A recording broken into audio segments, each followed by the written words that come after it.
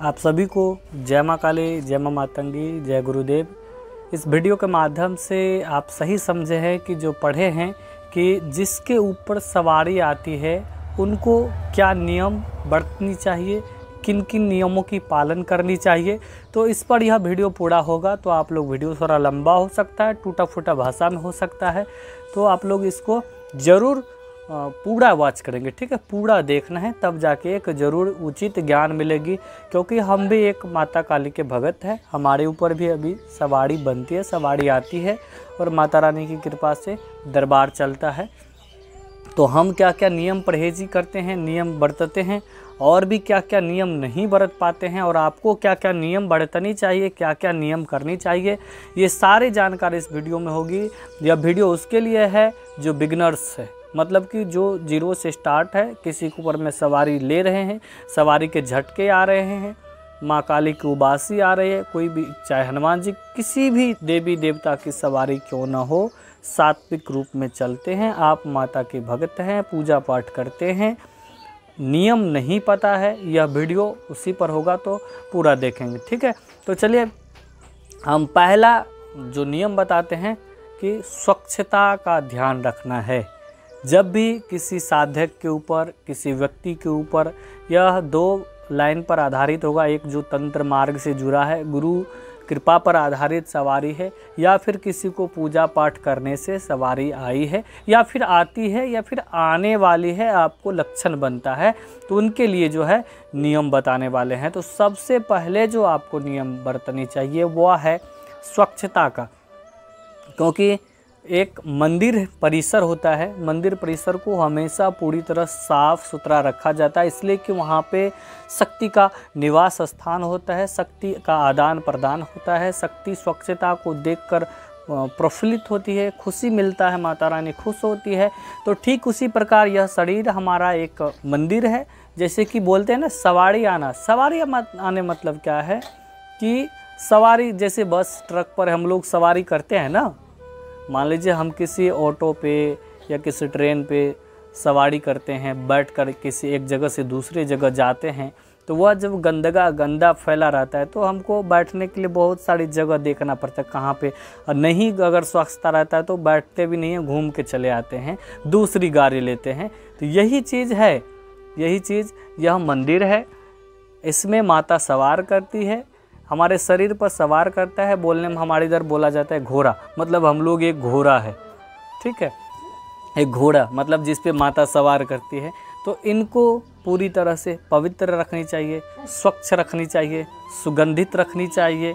स्वच्छ रखने के लिए सुबह स्नान करें, हो सके तो शाम में भी स्नान करें, गंदे जगह पर जाने से बचे, हॉस्पिटल वगैरह ज़्यादा चक्कर लगाने से बचे, जहाँ पे नकारात्मक ऊर्जा, अशुद्ध जगह, उन जगहों पर जाने से बचे, कचरा वगैरह से दूर रहे। क्योंकि आपके साथ में शक्ति की सवारी चलती है, तो आपको सबसे पहले स्वच्छता का ध्यान रखना पड़ेगा। तो स्वच्छता का ध्यान रखने के लिए आप रेगुलर सुबह स्नान करें। स्नान करके जो आपकी सवारी वाली गद्दी वाली जगह है, चौकी है, जहाँ पर माता की सवारी बुलाते हैं, आप काम करते हैं या फिर पूजा करते हैं, तो उनकी नित्य सुबह जो है स्नान करके साफ़ सुथरा करके पूजा पाठ करें, ठीक है। और दूसरी नियम जो है अब आती है, जैसे कि हम स्वच्छता को बरकरार कर, इसी में हम थोड़ा और कर देते हैं कि जो वस्त्र पहने हैं, जैसे कि हम ये वस्त्र अभी पहने हैं और हम भर दिन इसको पहने हुए हैं, रात में अगर शाम में हम स्नान करके पूजा के लिए बैठेंगे तो फिर ये वस्त्र नहीं पहनना है। क्योंकि इस वस्त्र से पहन के हमने भोजन किया है, कईयों को देखा है, कई लोगों को आशीर्वाद दिया है, कई लोगों को काट किया है, तो उसकी नेगेटिविटी है जो हमारे साथ में इस वस्त्र के साथ में चिपकती है।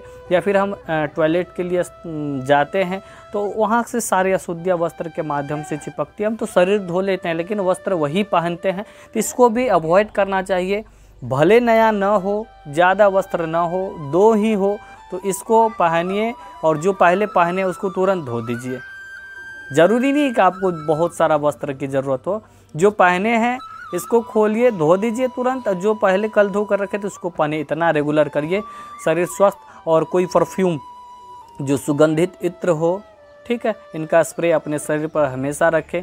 हो सके तो गुलाब का इत्र का प्रयोग करें, मोगरा का करें। इनसे देवी देवता जो है जल्दी आकर्षित होते हैं। आपके ऊपर जो है सुगंधित चीज़ें रहनी चाहिए। हो सकता है तो कान पे यहाँ पे पुष्प रखी जाती है सुगंधित, वो भी रखें, साथ में भी पुष्प रख सकते हैं। और चलिए अब दूसरी बात करते हैं। स्वच्छता तो हो गया, उसके बाद क्या है कि खान पान, सबसे मेन चीज़ तो यही है ना, बिना भोजन किए हुए कोई तो रह नहीं सकता है।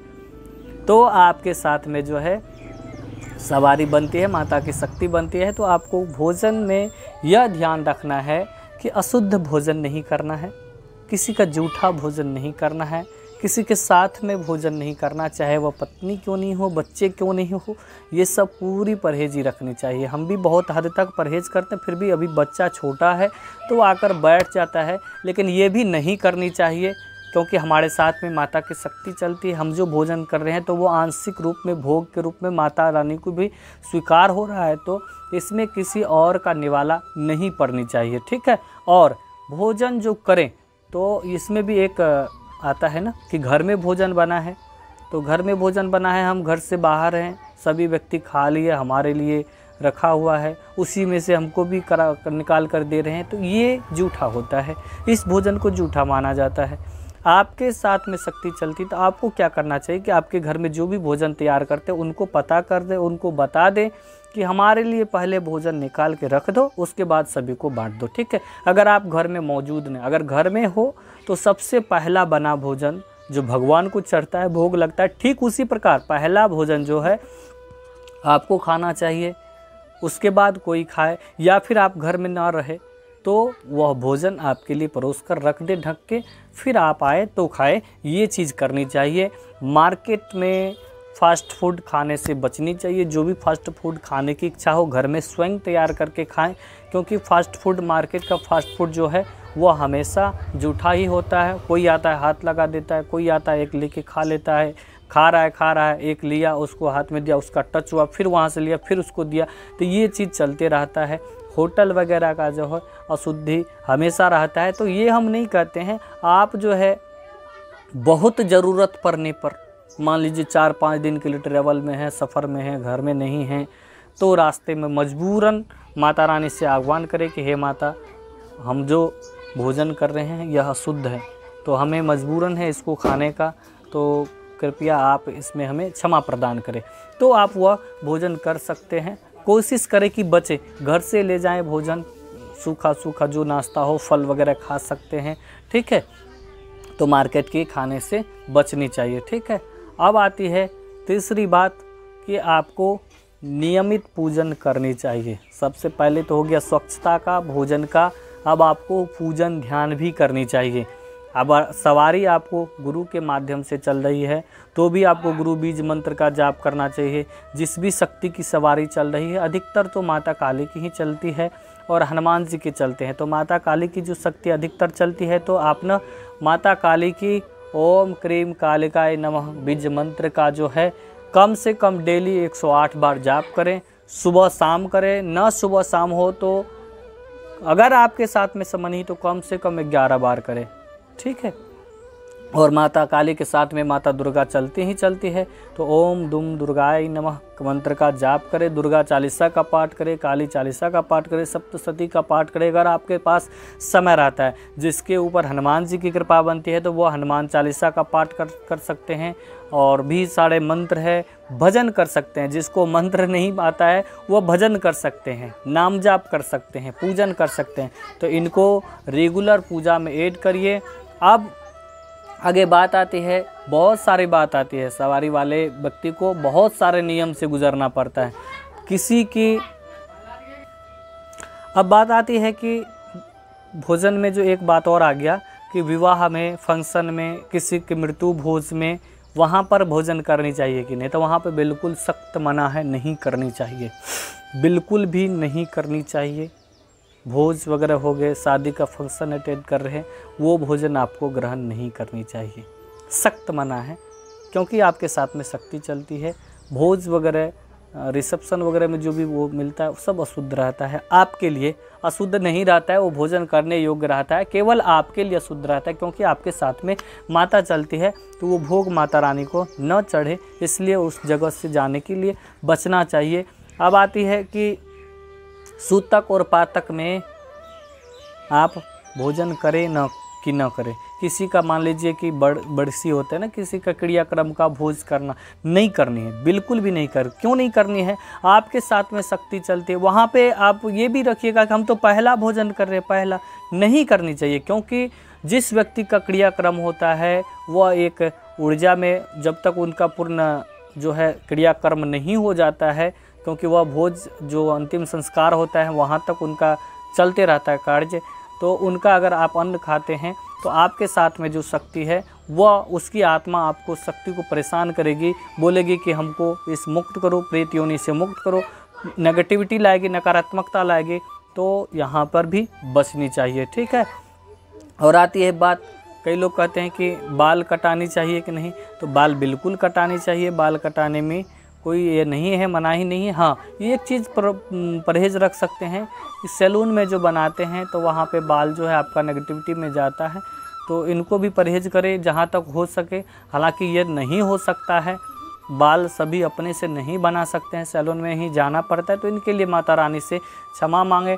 और अपनी शक्ति को चार्ज करने के लिए जो शक्ति है, देखते होंगे कई लोगों का शक्ति धीरे एक समय आता है अच्छे से चलता है, साल 2 साल 5 साल अच्छे से चला, उसके बाद धीरे धीरे बंद हो जाता है। ये क्यों होता है पता है? हम जितने लोगों की नकारात्मकता काटते हैं, नकारात्मक ऊर्जा उतारते हैं, भूत उतारते हैं, क्लेश उतारते हैं, शारीरिक पीड़ा उतारते हैं, तो वो कहीं नहीं जाता है, हमारे साथ लगता है। नेगेटिविटी हमारे साथ रहती है, हमारे गद्दी पे लगता है, हमारे चौकी पे लगता है, तो इनका काट किया जाता है। जब आपके गुरु होते हैं ना, जो गुरु बनाते हैं, जब भी आप गुरु के पास जाते हैं तो इन सभी शक्ति को एक ही क्लिक में, जैसे कि एक से सर पे हाथ रखते हैं ना, तो उसी में सब नेगेटिविटी दूर हो जाता है। गुरु को ऐसी शक्ति प्राप्त रहता है, गुरु के साथ में जो शक्ति चलता है उसका ये काम होता है। तो साल में कम से कम एक बार, कम से कम गुरु पूर्णिमा में गुरु का दर्शन किया करें। आपका गुरु जहाँ भी हो, जिस स्थिति में हो, ठीक है, कम से कम साल में एक बार गुरु पूर्णिमा में ज़रूर पहुँचे, अगर हो तो 2-3 बार पहुँचे।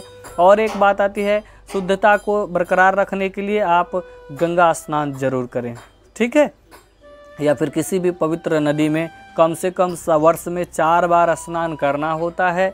महीने में भी, अगर आपके घर से नज़दीक है गंगा स्नान तो महीने में भी करिए, अगर आप जा सकते हैं तो महीने में भी करिए, ना हो तो कम से कम साल में 2 बार 3 बार ज़रूर करनी चाहिए गंगा स्नान, जिससे आपकी पवित्रता बरकरार रहेगी। अगर आप न जा सके तो स्नान करने के जल में जो है गंगा जल मिला के पवित्र करने का मंत्र होता है, ओम पवित्रो अपवित्रो वा, ये मंत्र है।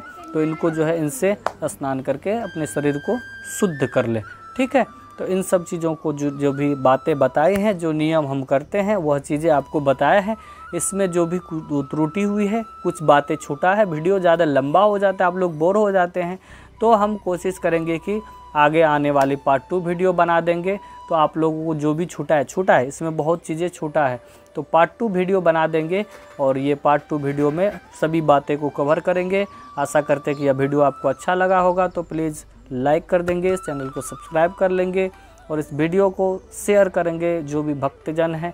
आने वाले वीडियो में हम बताएंगे कि जिसके ऊपर में सवारी बन रही है वो कैसे खुलेगी। हमारा वीडियो इस पर पहले भी है कि जिसके ऊपर में सवारी की लक्षण बनती है। क्या होता है, जो भी नए लोग जुड़ते हैं ना, तो वो पिछले वीडियो को देखना चाहते नहीं है, उसको मिलता नहीं है, तो यह समय समय पर आपको बताते रहेंगे। या फिर आप हमें व्हाट्सएप कर सकते हैं कि आपको किस विषय पर वीडियो चाहिए, तो उस विषय पर हमारे चैनल पर वीडियो पड़ा है, वो लिंक हम आपको भेज देंगे, ठीक है। आप सभी को जय माँ काली, जय माँ मातंगी, जय गुरुदेव।